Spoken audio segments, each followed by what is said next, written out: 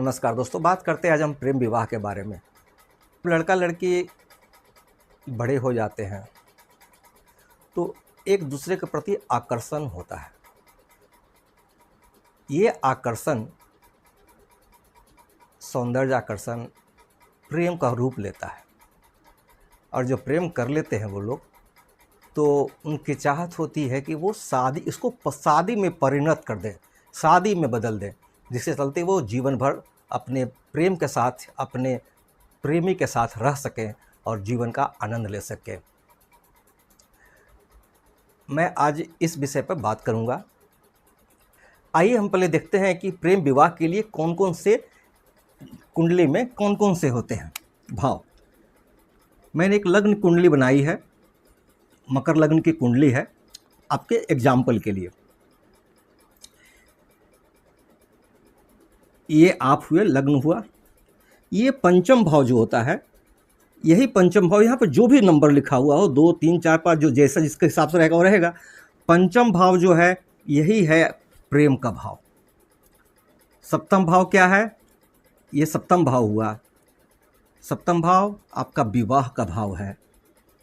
और आपका 11th house, जिसको लाभ भाव बोलते हैं, वो कामनाओं का भाव है, इच्छा का भाव है। आपने प्रेम किया, विवाह किया। विवाह क्यों किया? अपनी इच्छाओं को पूरा करने के लिए आपने विवाह किया। इसी को समझना होगा। अब हम देखते हैं कि कौन कौन से कारक जो हैं वो प्रेम विवाह के कारक होंगे, लड़का हो या लड़की हो, है ना। काल चक्र की कुंडली में सप्तम जो होता है वो शुक्र होते हैं। 1, 2, 3, 4, अगर ये काल चक्र की कुंडली होगी तो यहाँ 1 लिखा होगा, 1, 2, 3, 4, 5, 6, 7, ये 7 नंबर यहाँ लिखा होगा। और 7 नंबर के स्वामी कौन होते हैं? शुक्र होते हैं। तो सबसे पहले शुक्र क्या है? सौंदर्य है, आकर्षण है, काम के कारक हैं, विवाह के कारक भी माने गए हैं। तो जातक जो है, पहले शुक्र की पोजीशनिंग देखनी होगी। शुक्र कहाँ है? शुक्र अगर आपके लग्न में बैठे हुए हों, यानी प्रथम भाव में बैठे हों, पंचम भाव में बैठे हों, सप्तम भाव में बैठे हों, एकादश भाव में बैठे हों, अगर ये उच्च के होकर बैठे हों, स्वराशि में हों, पापकर्तरी योग में नहीं हो, अशुभ ग्रह की दृष्टि में नहीं हो, तो फिर ये विवाह, आपका जो प्रेम है वो विवाह के रूप में परिणित हो सकता है।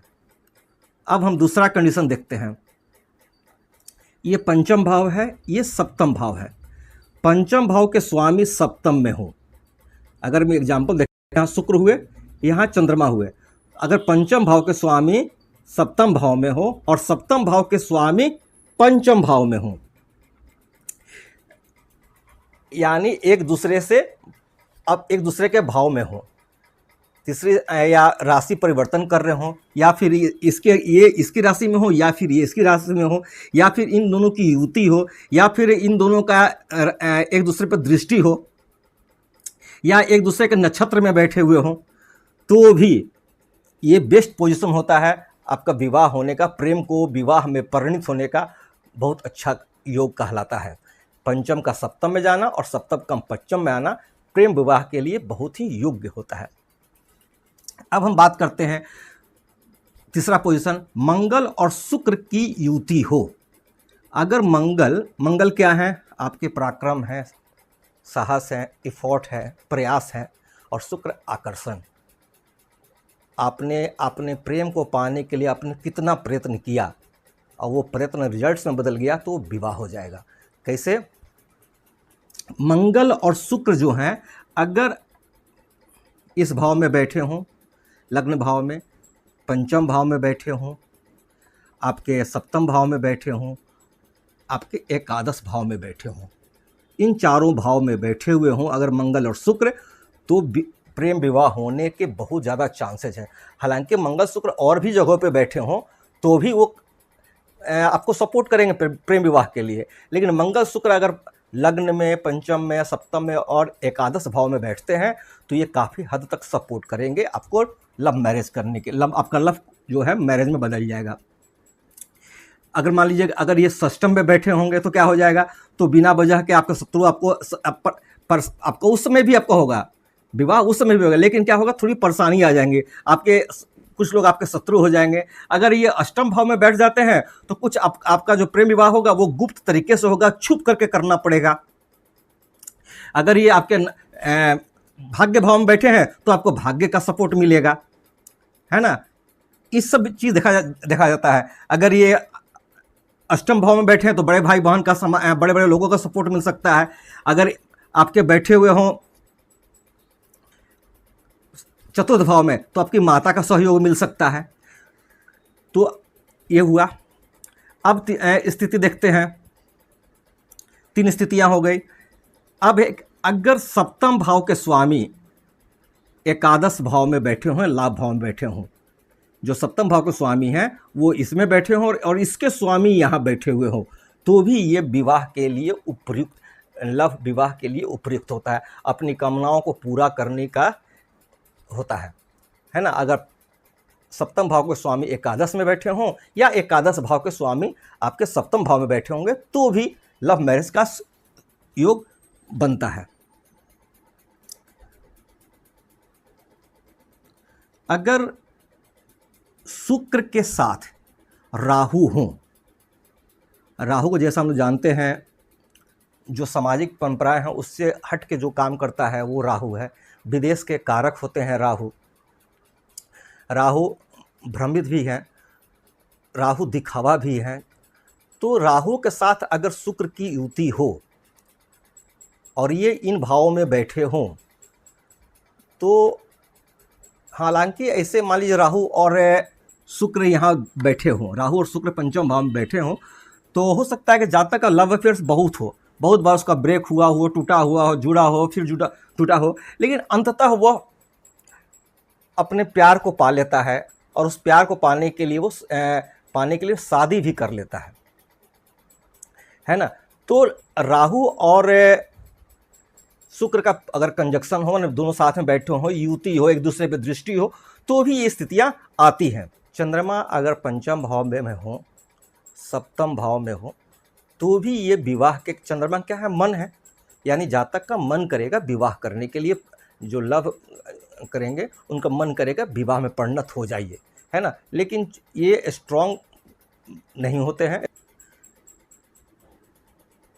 किस लग्न के स्वामी और सप्तम के स्वामी एक साथ बैठे हों, लग्न के स्वामी और सप्तम के स्वामी बैठे हों सप्तम भाव में, ये भी आपका प्रेम विवाह हो जाएगा। शुक्र हों और सप्तम भाव के स्वामी एक साथ बैठे हुए मिल जाए तो भी ये प्रेम विवाह का आपका अच्छा योग बन जाएगा। लग्न के स्वामी, मान लीजिए लग्न यहाँ शनि हुए, शनि लग्न के स्वामी और शुक्र एक साथ कहीं बैठे हुए मिल जाए तो भी आपको प्रेम विवाह या दृष्टि हो या राशि अगर ऐसा हो तो भी वो शादी विवाह के लिए उचित होता है। मान लीजिए लग्न के स्वामी हुए और शुक्र आपके तृतीय भाव में बैठे हैं तो ऐसा क्या हो सकता है, लग्न के स्वामी और शुक्र तृतीय भाव में बैठे हों तो हो सकता है कि आपको आस पड़ोस के या फिर आपके मित्र से ही प्रेम हो जाए और उस प्रेम को आप विवाह में परिणित करा दें। अगर लग्न के स्वामी और शुक्र आपके दसम भाव में बैठे हों तो हो सकता है कि आपके अपने कार्य जहाँ कार्य कर रहे हैं, जहाँ पर वर्किंग प्लेस है, वहीं पर आपको प्यार हो जाए। अगर ये पंचम भाव में बैठे हों तो उस तरह जहाँ पढ़ाई लिखाई करने जाते हैं, कोचिंग करने जाते हैं, वहीं पर आपको प्रेम हो जाए। मैं ये एक भी कहूँगा कि जो भी योग बन रहे हैं, अगर उस योग पर शुभ ग्रह बृहस्पति की अमृत दृष्टि पड़ जाए तो ये सबसे बेस्ट कहलाएगा कि शादी होने का चांस, प्रेम को शादी में परिणत होने का चांस बहुत ही ज़्यादा होगा। मान लीजिए कि अगर कोई योग बन रहा है, लग्न का स्वामी और शुक्र एक साथ बैठे हों और बृहस्पति की दृष्टि पड़ जाए, मानिए लग्न का स्वामी और शुक्र यहाँ बैठे हों, है ना, और उस पर बृहस्पति की 5वीं दृष्टि पड़ जाए, 7वीं दृष्टि पड़ जाए, मान लीजिए बृहस्पति यहाँ हो तो उनकी दृष्टि पड़ जाएगी, बृहस्पति यहाँ हो तो उनकी दृष्टि पड़ जाएगी, कि यहाँ पे बैठे हो तो भी आपकी दृष्टि पड़ जाएगी। तो अगर बृहस्पति की दृष्टि हो, अमृत दृष्टि, 5वीं 7वीं 9वीं दृष्टि अगर पड़ रही है उस कंजक्शन पर, योग पर, तो आपका प्रेम विवाह में परिणत हो जाता है। मैं एक बात और कहना चाहूँगा, प्रेम विवाह करने के लिए आपको अपनी कुंडली में ज्योतिषीय परामर्श जरूर लेना चाहिए, क्योंकि प्रेम करने से ही विवाह एक, ठीक है, प्रेम किया आपने, उसको विवाह में परिणत कर दिया, लेकिन उसको आगे को संचालित करने के लिए, कार्य बनाए रखने के लिए आपको धन की भी जरूरत पड़ेगी, सामाजिक मान प्रतिष्ठा की जरूरत पड़ेगी। तो जातक को चाहिए कि अपनी कुंडली को ज्योतिष से दिखला करके अपने धन आगमन का स्थिति को देख ले। अगर उसकी कुंडली में कुछ अच्छे योग बने हुए हैं जिसके चलते उसको आने वाली परेशानियां ना हो, तो वो फिर प्रेम को विवाह में परिणत करे और अच्छा से विवाह का आनंद ले। कहा जाता है प्रेम अंधा होता है। अगर आप अपने प्रेम को अंधा न कर दिशा दें तो ज्योतिषीय परामर्श ले, कुंडली में अपने ग्रह को पोजिशनिंग देख ले, आपके जीवन सफल एवं सुखमय होगा। प्रेम के बारे में ऐसे भी कहा गया है, जिनके आते ही हो जाती है चेहरे पर रौनक, समझते हैं कि बीमार का हाल अच्छा है। कुंडली बनाई है, आप इसमें देख लें, पंचम भाव है ये। पंचम भाव के पर कौन सी राशि लिखी हुई है? 12 नंबर का लिखा हुआ है। इसके राशि स्वामी कौन से हुए? बृहस्पति हैं। कहाँ बैठे हुए हैं? सप्तम भाव में बैठे हुए हैं। और सप्तम भाव के स्वामी कौन हैं? वृष राशि। वृष राशि स्वामी कौन है? शुक्र हैं। ये सप्तम भाव में बैठे हैं, यानी पंचम भाव के स्वामी और सप्तम भाव के स्वामी शुक्र दोनों साथ बैठे हुए हैं। काफ़ी अच्छा है। और आपके लग्न का स्वामी कौन है? मंगल। मंगल के देखिए दृष्टि पड़ रही है, 1 2 3 4, चौथी दृष्टि भी पड़ रही है आपके सप्तम भाव पे। तो कहूँगा कि ये इनका ऐसे भी इनका प्रेम विवाह हुआ जिनकी कुंडली है, ये काफ़ी अच्छा योग बना हुआ है।